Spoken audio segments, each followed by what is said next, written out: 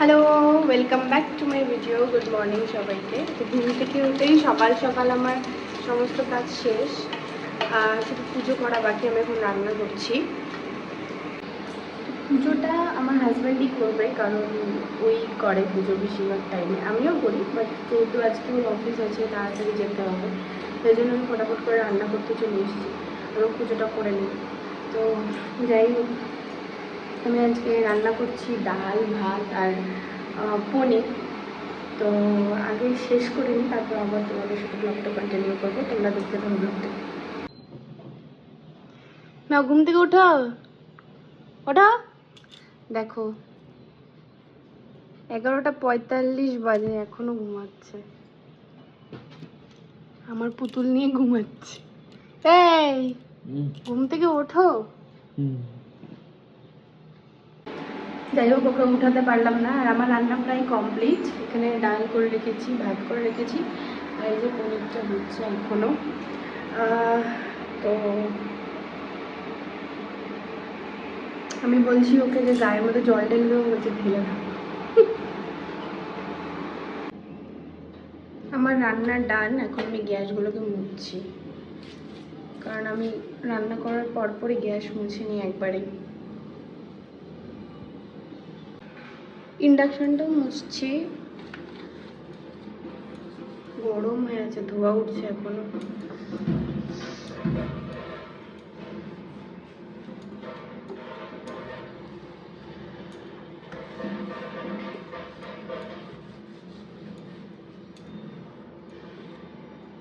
এটাকে পরে আবার মুছতে হবে।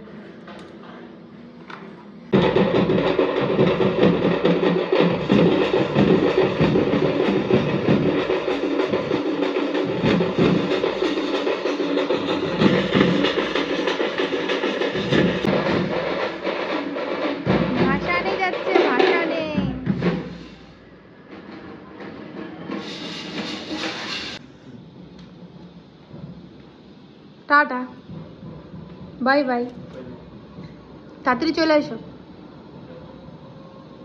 ওকে।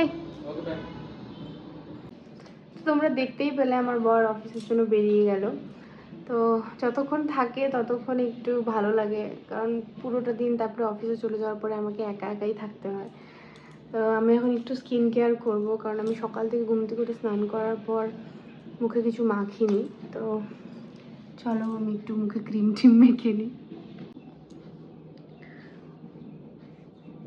বিয়ের আগে এগুলো হতো না। বিয়ের আগে আগে ঘুম থেকে উঠেই মুখের মধ্যে ক্রিম মাখা, স্কিন কেয়ার এগুলো হতো। তো বিয়ের পরে এখন আর স্কিন কেয়ারটা খুব কমই হয়, নিজের যত্নটা খুব কমই হয়, কারণ সংসারের এত কাজ থাকে যে ভুলেই যাই। তো যাই হোক, মানে বিয়ের আগের জীবনটা আর বিয়ের পরের জীবনটা একটা হিউজ, মানে চেঞ্জেস, খুব বড় চেঞ্জেস থাকে প্রত্যেকটা মেয়ের লাইফে। কিন্তু তাও সব কিছু মানিয়ে গুছিয়ে নিয়ে চলতে হয়, এটাই লাইফ।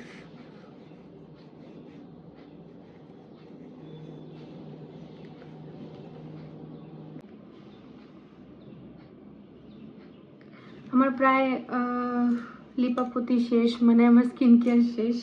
তো যাই হোক, এখন আমি কয়েকটা শর্টস ভিডিও শ্যুটের জন্য বসবো, কারণ সেগুলোকে আবার এডিট করা মানে বিশাল একটা ঝামেলা আমার কাছে। আমি এত আলসি না, আমার এডিট করতে খুব ভয় করে। তারপর কালকে যেহেতু সানডে ছিল, তো আমরা ঘুরতে গিয়েছিলাম, মানে 3টে প্লেসে আমরা ঘুরতে গিয়েছিলাম। 3টেই খুব সুন্দর সুন্দর ছিল, আর অনেক ব্লগ করেছি, তো ওগুলোকে আবার এডিটিং করতে হবে। তো এই এডিটিং করতে করতে প্রায় অনেকটা টাইম চলে যায়। তো দেখতে থাকো ব্লগটাকে, কন্টিনিউ করো। আমি আবার আসছি একটু পর, বাই। তো ঘুম থেকে এখন একটু আগেই উঠলাম, এখন বাজে প্রায় 6টার মতো। তো এখন আমাকে সন্ধ্যাবাতি দিতে হবে। এই অন্ধকার আসছে কেন? ঠিক, এখন সন্ধ্যাবাতি দিতে হবে, তারপর জামা কাপড় আছে, জামা কাপড়গুলোও গোছাতে হবে। তো চলো জামা কাপড়গুলো গোছানো যাক। তো আমি এখন জামা কাপড় গোছাতে বসেছি। জামা কাপড়গুলো গোছানোর পর আমাকে সন্ধ্যা দিতে হবে। তারপর ভাবছি একটু বাজারেও যাব আমি। যাই হোক, আমার বর না থাকলে বাড়িতে আমাকে সমস্ত কিছু একাই করতে হয়।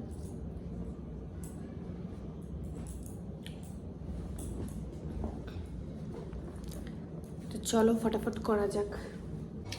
তা আমি এখন সন্ধ্যা দিতে বসেছি, আর বাইরে বোমের আওয়াজ পাচ্ছ তোমরা? এরা দিনের বেলার থেকে বোম ফাটানো শুরু করে, কি আর বলবো।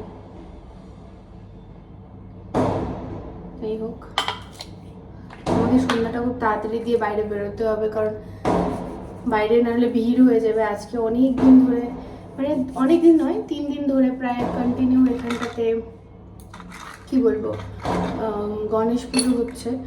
একটা দুটো ভাসানো হয়েছে, সকালে যেটা দেখালাম ওটা আমাদের বাড়ির পেছনেই ছিল, সেটা ভাসানো হয়ে গেছে। তো হয়তো আজকে আবার ভাসানো হবে। বাইরে গেলে যদি দেখতে পাই তোমাদেরকে আবার দেখাবো ভিডিও করে।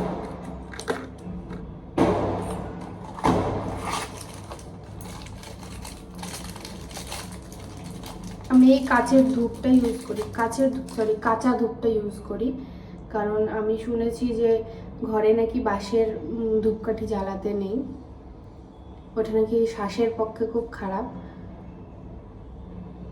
তাই জন্য আমি এই কাঁচা ধূপটা ইউজ করি। তোমরা কারা কারা কি কি ধূপ ইউজ করো আমাকে একটু কমেন্ট করে জানিও। আমার সন্ধ্যা দেওয়া শেষ, আমি এখন চা বিস্কিট খাচ্ছি। খুব একটা একা চা আমি খাই না, আগে মাথাটা ধরেছে তাই জন্য চা বিস্কিট খাচ্ছি। তো আবার লাল চা। তোমরা কারা কারা দুধ চা অপছন্দ করো আমাকে একটু জানাও, কারণ আমি দুধ চা একদম খেতে পারি না, খেলেই আমার অ্যাসিডিটি হয়ে যাবে, মাথা ব্যথা করে।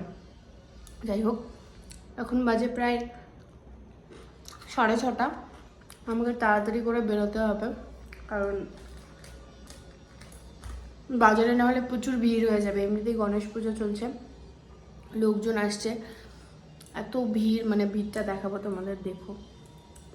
চলো বাইরে গিয়ে দেখা হচ্ছে। তো আমি রেডি হয়ে গেছি, সবজি বাজারে যাব। চলো যাওয়া যাক। এই যে এখনো পুজো হচ্ছে,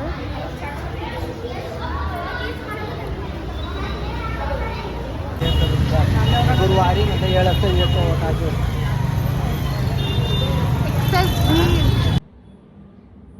ব্যাগ ভর্তি বাজার করে নিয়ে চলে এসেছি। আর আসার সময় গণেশ মন্দিরে মানে এত ভিড় ছিল, গরম লেগে গেছে বাপরে বাপ। তার মধ্যে এই ভারী ব্যাগটা টানতে টানতে 4 তলায় ওঠে, মানে অবস্থা খারাপ। আর আসার সময় গণেশ মন্দিরে ভোগ দিচ্ছিল, এখানে আবার ঠাকুরকে বিরিয়ানি ভোগ দেওয়া হয়, মানে খিচুড়ি, মানে একটু আমরা যেমন একটু মাখা মাখা খাই, ওরা এখানে ফুল ড্রাই মানে বিরিয়ানির মতন রান্না করে। তো ভোগটা নিয়ে এসেছি। রাত্রের আবার রান্না করতে হবে, রান্নাটা ঠিক ভাতটা করতে হবে। তা চলো আমি এখন এটা সবজিগুলো ফ্রিজে ঢুকিয়ে রাখি। প্রচুর সবজি নিয়ে এসেছি, পুরো 1 সপ্তাহের সবজি নিয়ে এসেছি। এই হচ্ছে আমার টোটাল 160 টাকার বাজার। দেখো কি সুন্দর ছোট ছোট ফুল, সরি বাঁধাকপি। এই 3টে বাঁধাকপি নিয়েছে 20 টাকা। এখানে না প্লেট সিস্টেমে বিক্রি হয়, মানে খোলাও বিক্রি হয়, প্লেট সিস্টেমে নিয়ে আসি। 3টে বাঁধাকপি 20 টাকা। তারপর এই ভাড়ালিটা 20 টাকা নিয়েছে, জানি না এটা কম নিয়েছে না বেশি নিয়েছে। তারপর এই যে এই 4টে বড় বড় কি বলবো এটাকে, বিট নিয়েছে 20 টাকা। এখানে সব কিছুই 20 টাকা, খালি এই মূলোটা 10 টাকার, এটা 20 টাকার। আমি কুমড়োটা একটু বেশি খাই। আর এটা হচ্ছে লঙ্কা। আর এই হচ্ছে ঠাকুরের ভোগ, খুব টেস্টি হয়। তা আমি কিছুটা খাবো আর আমার বরের জন্য কিছুটা রাখবো। আমার বর বাড়িতে চলে এসেছে, এখন বাজে প্রায় 11টা। এখন আমরা খাওয়া দাওয়া করবো আর ঘুমাবো। গুড নাইট সবাইকে, বাই। ব্লগটাকে এখানেই শেষ করলাম, আর দেখা হবে নেক্সট ব্লগে। বাই।